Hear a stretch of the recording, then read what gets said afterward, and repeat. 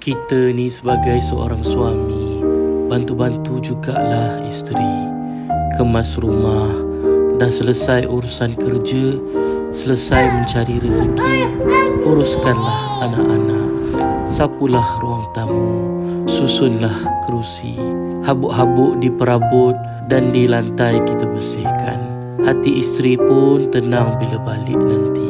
Dalam dunia anak kecil, kehadiran adalah mata wang kasih sayang. Anda adalah figura yang sentiasa kena ada dalam rutin harian mereka. Otak anak kecil membina attachment style, gaya ikatan, berdasarkan siapa yang selalu menyahut keperluan mereka apabila mereka memerlukan. Saya pegang satu prinsip, dengar dengan mata, bukan dengan telinga sahaja.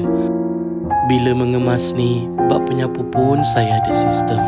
Penyapu VIP untuk habuk rumah, penyapu gentle untuk sofa dan katil, dan penyapu tempur ni untuk sisa makanan lekit kat dapur.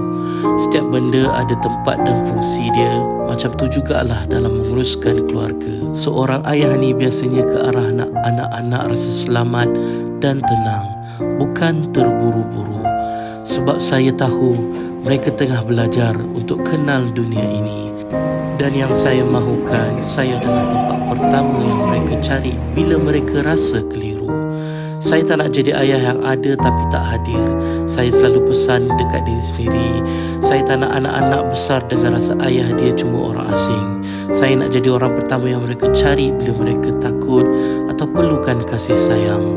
Bila isteri saya nampak anak-anak sangat rapat dengan saya harap dia nampak itu sebagai hasil daripada teamwork kita bersama, di mana dia mencari rezeki dan saya memastikan akar di rumah sentiasa kuat. Kepada ibu bapa yang sedang penat, air mata dan peluh yang jatuh setiap kali anak menangis dan anda memujuknya, itu adalah pelaburan syurga. Anda sedang membina insan hebat dengan setiap kesabaran anda hari ini. Dah kemas apa yang patut, kita me time. Kadang-kadang seorang suami perlukan sorang-sorang tanpa gangguan. Bukalah TV, tengoklah cerita apa yang kenan di hati. Tapi malangnya, remote tak ada pula. Mana pula hilang remote?